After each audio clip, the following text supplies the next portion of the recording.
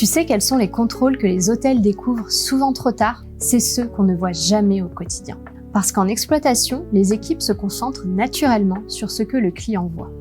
Les chambres, le lobby, le service, mais les plus gros risques opérationnels sont souvent invisibles. Premier exemple, la légionellose. Beaucoup d'hôtels pensent au contrôle, mais oublient complètement le suivi documentaire, les échéances et la traçabilité des analyses. Et pourtant, c'est un sujet sanitaire majeur. Deuxième point, le gaz.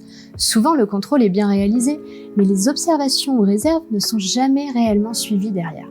Troisième sujet, l'ascenseur. Et là, il existe plusieurs échéances différentes. Les câbles, les parachutes, la quinquennale, les vérifications annuelles. Le problème, c'est que beaucoup d'exploitants pensent « on a fait le contrôle ». Alors que le vrai sujet, c'est est-ce que tout est encore valide aujourd'hui? Et surtout, est-ce qu'on peut le prouver immédiatement? Parce qu'en cas de contrôle, d'incident ou de demande d'assurance, l'absence de suivi devient immédiatement un risque majeur. Chez Ensuite, on voit souvent des hôtels très performants commercialement, mais avec des suivis techniques incomplets ou mal centralisés. Parce que ces sujets-là ne créent pas toujours de problèmes visibles immédiatement, jusqu'au jour où il y a un incident, un contrôle ou une mise en cause. En hôtellerie, les risques les plus dangereux sont souvent ceux qui restent invisibles, jusqu'au problème.